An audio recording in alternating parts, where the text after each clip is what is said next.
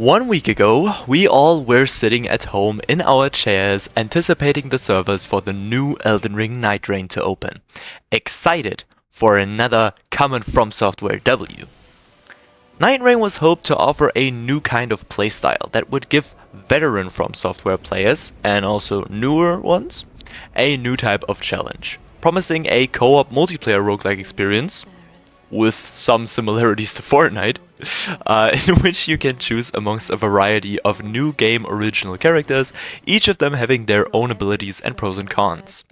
You can then land in various places on the map to grab randomized loot from mini-bosses and hidden treasure, as well as buff up your amount of healing flasks by visiting churches. After surviving a cycle of 2 nights with changing terrain, you'll have to face one of 8 Night Lords and beat them to complete the match. Though the community first was skeptical, since the game genre didn't really seem to fit the Souls experience, many still were excited to see just how random certain runs would get and whether this might actually be kind of a fun new experience. Even more excitement then was built up when revealing that old iconic bosses from previous Dark Souls games were to be reused in the new DLC. So people that weren't around to get their epic experience of fighting the Nameless King, for example, would be able to do so in quality of PS5 Pro standards together with their friends. And also new bosses, such as, I hope I pronounce these names right, because I'm not quite sure how to say them.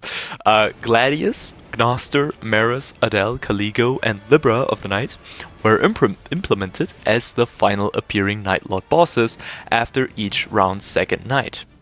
So in theory, we got a new playstyle, promising each run to be different, requiring the player to create strategies and builds based on the found loot and the chosen character. A game original character roster with upgradable characters of which all feature unique abilities, offering players to strategize their runs even further. Old iconic Souls bosses being re-implemented in the game with smoother movement and better graphics, and also brand new bosses with new movesets and stunning Soulsborne designs as usual. What really first was received very skeptically overall, in my opinion, promised a new take on Souls experience in general and was different from anything we had seen From Software do before. But let's just say, our hopes and dreams, sunshines and rainbows, were not quite fulfilled to the extent we all hoped for. The main point of Nightreign as a game is the multiplayer experience. It is meant to be played in groups, which you can clearly experience when trying to finish a run by yourself. Because you just can't.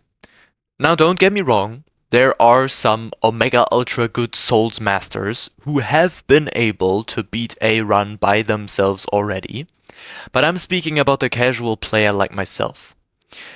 So since it is somewhat required to play a game in multiplayer style, one would expect there to be all the basics we know from other multiplayer games, like crossplay, duos, trios, and squad modes, as well as in-game communication options, like a game chat or a text field or something. And that's just not in the game. All we got is a platform, in-turn trios mode, in which the only option of communication is the markers one can put on the map for everyone to see, like for your group to see. So let's say I want to play Nightreign, but none of the friends that are like playing on the same platform as me are online. I'm forced to play matchmaking. But when matchmaking with randoms, you can't communicate with them through the game because there is no in-game communication system. So no strategizing together in a game that is literally about taking certain loot routes together, because that's really important for your progression during your 2 days before facing the first Night Lord boss. Instead, everyone just does what they seem fit, or just trust in one person in the lobby that might know how the game works and just run after him. But let's say, hypothetically speaking, we have a skilled group. We talk through Discord, we farm our routes, and wanna make a fun, unique build together to beat the bosses. From a roguelike, you'd expect many fun build options that have an effect on how you play the game and what your role becomes in the group you're playing in. Sadly, the only thing that really affects the build are the weapons you find and the buffs they give you. And those buffs aren't special enough. Also, there are like no medallions or no, what is it called? Like the charms you put on your character, which are implemented in the base game, but they just, didn't include that in the DLC. But back to the buffs. The buffs aren't special enough because all you get is increased damage, health, defense, iframe, stamina, and so on. No cool, like, orbitals flying around you. No transformations, which are a thing in the base game. Quick cut in here, I know that there's the Executor class that has the ability to transform into a beast, but what I meant by the term of transformation was, for example, the armor, clothing, weapons, or in general looks of the character changing depending on what buffs you give them.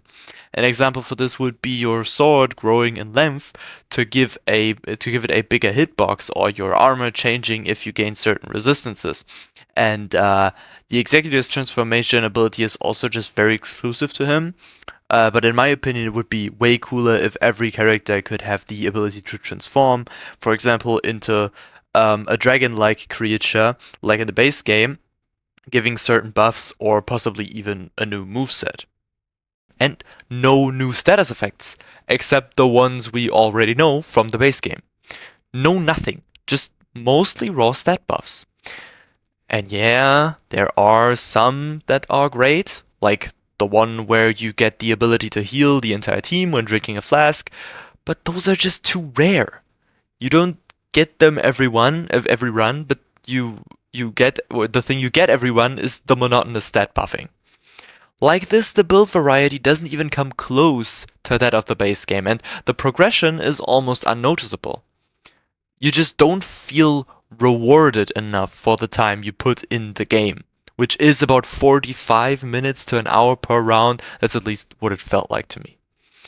Also, the game doesn't really give you a lot to come back for, in my opinion. At least after you've beaten all the Night Lords once. Because the relics, or whatever they're called, the things you get like when finishing a run,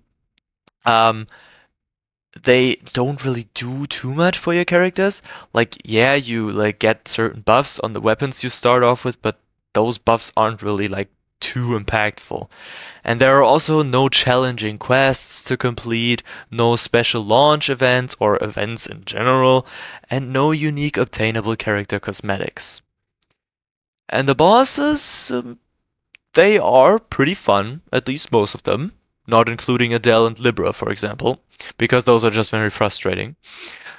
But there are no Night Lord checkpoints, so if your team dies against a Night Lord, you'll have to go through the whole run again. Now, this video is not supposed to be a full-on shit-on Nightreign or anything. Nightreign is still, despite everything said, not a bad game by any means. It is still fun to play the trios mode, especially with friends, and it's super cool to fight old Souls bosses as well as the new Night Lords. So, I would describe the game as unfinished rather than bad or not good enough, everything considered. In conclusion, I'd truly say that Nightreign can be worth its $40 if you are searching for a multiplayer Elden Ring experience outside of the base game and are an enjoyer of the roguelike playstyle.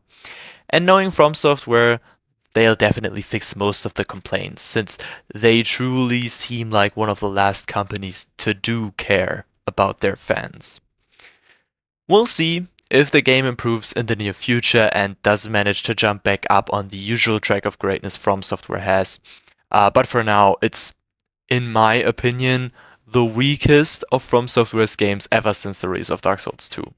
I think Dark Souls 1 and 3 are better, and also like things like Sekiro, Bloodborne and stuff. Which doesn't make it bad or anything, it's just a bit less impressive than those titles. Please make sure to share your takes on the game in the comments section down below. I'm very excited to see how you guys think about the game and what experiences you've been having in playing the game, if you have played it I mean, it has just come out 1 week ago, so probably not everyone has gotten it from you guys. And if you enjoyed the video and want to show me some support for my work, then please consider giving the video a like or consider subscribing to the channel if you don't want to miss any future content. I wish everyone a great rest of your day. Bye bye.